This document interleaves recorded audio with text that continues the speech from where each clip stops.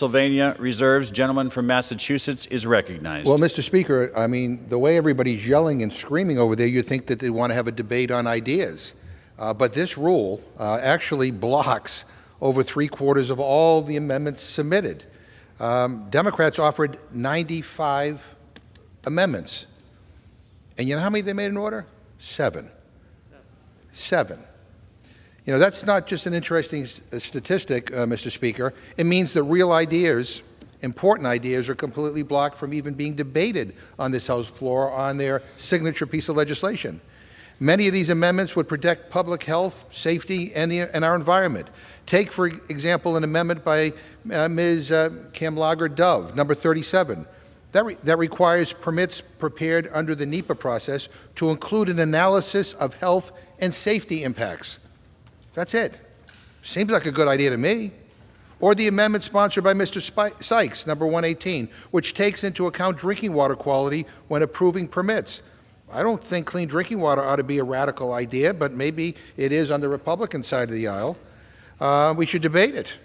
Another amendment submitted by Ms. Dingell, number 15, would require the United States to actually reduce its emissions before repealing a section of the law, Greenhouse Gas Reduction Fund, set up to spur clean energy projects and reduce air pollution.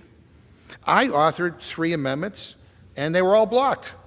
One of them, number 94, struck language in this bill providing blanket immunity to polluters who violate our country's bedrock environmental laws. Really? I mean, you think that's objectionable? We can't even debate it here? We can do 7 hours of general debate, but we can't take 10 minutes to discuss whether companies should get a blank check to pollute. Whose side are you on? Back in January, Speaker McCarthy actually promised both sides, quote, more openness, more opportunity for ideas to win, and at the end of the day, and whoever wins at the end of the day, end quote. Mr. Speaker, that promise has been broken. This Republican majority knows their bills fail to address real problems, so they continue to block our good ideas from even coming to the floor rather than debating them.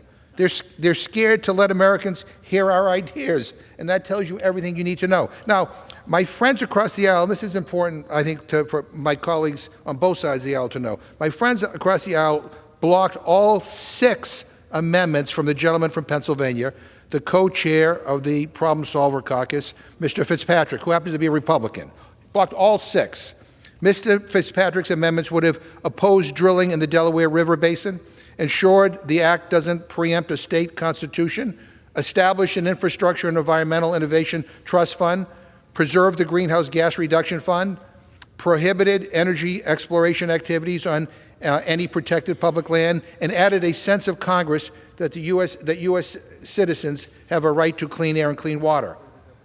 I mean, I get it. My friends are pushing this Polluters Over People bill, but our colleague, a Republican who's the co-chair of the Problem Solvers, was denied all 6 of these amendments. What are you afraid of? Why won't you debate these? It's unfortunate that those ideas were apparently just too radical to be even debated on the House floor. And I truly hope that Mr. Fitzpatrick, after witnessing his own majority block all of his amendments, even the ones the gentleman watered down with their revision, I hope he will not support this rule. Supporting this rule would mean the gentleman would be voting to block his own amendments. In fact, I would ask all Republican members of the Problem Solvers Caucus to vote no on this rule, because if you don't, this will be the pattern. This will be the pattern.